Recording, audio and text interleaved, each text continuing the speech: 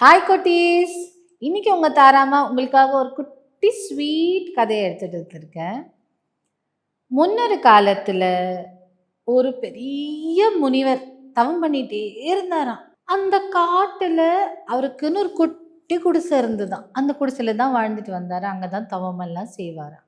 அப்போ ஒரு நாள் தவம் பண்ணிட்டே இருக்கும்போது திடீர்னு யாரோ வந்து காப்பாத்துங்க, காப்பாத்துங்க, காப்பாத்துங்கன்னு சொல்ற மாதிரியே இருந்துச்சாம். முனிவர் அய்யய்யோ! யாரோ ஆபத்துல இருக்காங்க போல இருக்கே! அவங்கள காப்பாத்தணுமே! அப்படின்னு சொல்லிட்டு கண்ண தொறந்து பார்த்தா, மூச்சு வாங்கிட்டே ஒரு குட்டி எலி இருந்ததாம். அந்த எலிய பார்த்த உடனே, அச்சச்சோ! இவ்ளோ குட்டியா இருக்கியே! உனக்கு என்ன கஷ்டம் வந்தது? யார் உன்ன நோகடிக்கிறா? எதுக்காக காப்பாத்து, காப்பாத்து சொல்ற? அப்படின்னு சொன்னாங்க. அப்ப அதுக்கு அந்த எலி சொல்லிச்சாம், நான் ரொம்ப குட்டியா இருக்கேன்னா, என்ன வந்து பூனை வந்து கடிச்சு கடிச்சு தின்ன வருதா, அவகிட்டேருந்து தப்பிக்கவே என்னால முடியல. என் வாழ்க்கையில நிம்மதியே இல்ல. என்னை எப்படியாச்சும் பூனையா மாத்திடு, நான் சந்தோஷமா இருப்பேன். நான் இப்படி ஒளிஞ்சு ஒளிஞ்சு பயந்து பயந்து சாக வேண்டாம்ல அப்படின்ன உடனே அந்த முனிவர் சொன்னாராம், அப்படியா? சரி, இது நீ ஆசைப்படுறதுக்காக பண்ற அப்படின்னு அந்த குட்டி எலிய பூனையா மாத்திட்டான். கொஞ்ச நாள் அப்படியே போச்சு. திரும்ப ஒரு பூனை வந்து அழுதுட்டே வந்துதான். என்னாச்சு? யார் நீ? உங்களுக்கு என்ன ஞாபகம் இல்லையா? நான் தான் அந்த எலியா மாறின பூனை அப்படின்னு சொன்னார். என்னாச்சு? இப்ப என்னாச்சு? நீ என்னமோ இப்போ பூனையா மாறின வாழ்க்கை நல்லா இருக்கும்னு சொன்னியே, இப்ப ஏன் அழுதுட்டே வர அப்படின்னு. எனக்கு தெரியாது, பூனைங்களுக்கெல்லாம் வந்து நாய பார்த்தாலே ஆகாது. நாய் என்ன பார்த்தாலே தொரத்திட்டே வருது. என்ன கடிச்சு கடிச்சு வச்சிடுது. வலிக்குது. அதனால என்ன நாயா மாத்திருங்க. நான் தைரியமா இருப்பேன். அப்படின்னு சொன்னாங்க. நாயா மாறணுமா? ம். சரி, உன் இஷ்டப்படியே உன்னை நாயா மாத்துறேன் சொல்லி நாயா மாத்திட்டேன். நாயா மாறினதுக்கப்புறம் கொஞ்ச நாள் அப்படியே போச்சாம். இன்னும் கொஞ்ச நாள் கழிச்சு இந்த நாய் வந்து ஓடி வந்து, "சுவாமிஜி, சுவாமிஜி என்னை எப்படியாவது காப்பாத்துங்க." "என்ன ஆச்சும்மா? ஏன் இப்படி ஓடி வர?" அப்படின்னோடனே, "நான் நாயா மாறினேன்னா, காட்டுல இருக்கிற சிங்கம்லாம் என்னை துரத்திட்டு தின்ன வருது. எனக்கு பயமா இருக்கு. அதனால என்னை சிங்கமா மாத்திடுங்க. காட்டுக்கே ராஜாவா இருப்பேன்ல. எல்லாரும் என்னை பார்த்து பயப்படுவாங்கல்ல. நான் அப்படி கம்பீரமா இருப்பேன். என்னை யாராலையும் ஒண்ணும் பண்ண முடியாது அப்போ." அப்படின்னு அந்த சுவாமியாரும் சிங்கமா மாத்திட்டார். கொஞ்ச நாள் போச்சாம். திரும்ப அந்த சிங்கம் வந்துதான். "என்ன நீ திரும்ப வந்திருக்க?" அப்படி கேட்ட உடனே, "நான் வந்து பெரிய சிங்கம் தான். காட்டுக்கே ராஜா தான். எல்லாரும் என்ன பார்த்து பயப்படுறாங்க தான். பெரிய பெரிய அனிமல்ஸ் வந்தா நான் சண்டை போடுறேன், அடிச்சிடுறேன், கொன்னுடுறேன். ஆனா இந்த குட்டி குட்டி குட்டி குட்டி பூச்சிலாம் இருக்குல்ல, அதெல்லாம் என் உடம்புலலாம் ஏறி காதுக்குள்ளலாம் போய் கடிக்குது. என்னால நிம்மதியாவே இருக்க முடியல. தொல்லை பண்ணிட்டே இருக்கு. அதனால என்ன குட்டி எறும்பா மாத்திரு.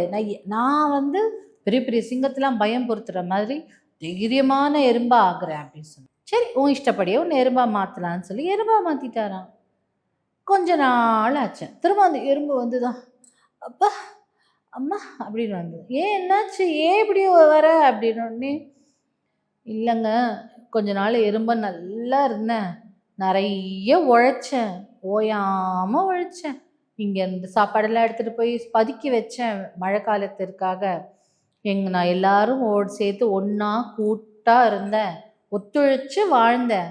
நாங்க எல்லாம் சேர்ந்து ஒரு அழகான பேலஸ் மாதிரி, ஒரு மாளிகை மாதிரி ஒண்ணு கட்டினோம். ஆனா எங்கள எல்லாம் தொரத்திட்டு அதுக்குள்ள ஒரு பாம்பு வந்து உட்காந்துடுச்சு. அதனால என்ன பாம்பா மாத்திடு. நான் வந்து தைரியமா இருப்பேன்." அப்படி சொன்னாங்க. சரி, உன் இஷ்டப்படியே உன்னை பாம்பா மாத்துறேன் அப்படின்னு பாம்பா மாத்திடுச்சு. கொஞ்ச நாள் இப்படியே போச்சு. அப்புறம் ஒரு நாள் அந்த பாம்பு வந்து ரத்த காயத்தோட வந்துதான். அப்ப அந்த முனிவர் பார்த்து கேட்டது, "என்னாச்சு? நீ ஏன் பாம்பு ரத்த காயத்தோட வந்திருக்க?" அப்படின்னோடனே, "நான் பாம்பா இருக்கும்போது எனக்கு எலிய சாப்பிடணும் போல தோணிச்சு. அதனால எலிய பிடிக்கிறதுக்காக நான் வந்து ஒரு குடோனுக்குள்ள போனேன். அந்த குடோன்ல இருந்த ஆள் வந்து என்ன கட்டையால அடிச்சிட்டான். அதனால என்ன மனிதனா மாத்திடு." அப்படின்னு சொன்னாங்க. சரி, உன்னை மனிதனாவே மாத்திடுன்னு சொல்லி ஒரு பெரிய மனிதனா மாத்தினாங்க. கொஞ்ச நாள் கழிச்சு அந்த மனிதனும் வந்தானா. "ஐயா சாமி, என்னை திரும்ப எலியாவே மாத்திடுங்க.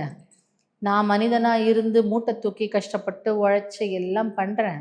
ஒரு எலி வந்து எல்லா மூட்டையும் கடிச்சு வச்சிருது.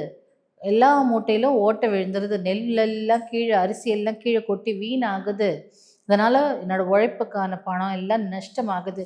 இதை தாண்டி இந்த எலியை சாப்பிட்றதுக்கு ஒரு பாம்பு ஒன்று வருது, அந்த பாம்பு கிட்ட தப்பிச்சுக்கிறதுக்குள்ள போதும் போதும் ஆயிடுது. அதனால் என்னை எலியாவே மாற்றிடுங்க, நான் ஏதாவது ஒரு சந்துக்குள்ளேயோ ஒரு பொந்துக்குள்ளேயோ போய் நிம்மதியாக இருந்துக்கிறேன். எனக்கு யார் கண்ணுக்கும் பட வேண்டாம், தயவு செஞ்சு என்னை எலியாவே மாற்றிடுங்க.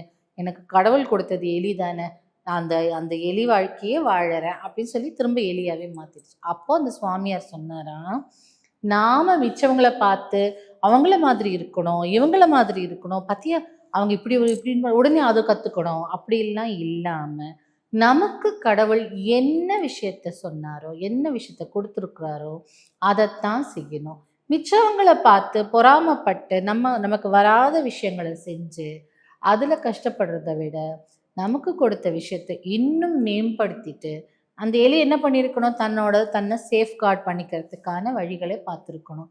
இன்ஸ்டட் என்ன பண்ணிச்சு, நான் எனிமி மாதிரி ஆகணும் அப்படின்னு எனிமி மாதிரி ஆகி கடைசியில் அது என்ன ஃபார்மில் இருந்ததோ அதுக்கே வந்துருச்சு இல்லையா.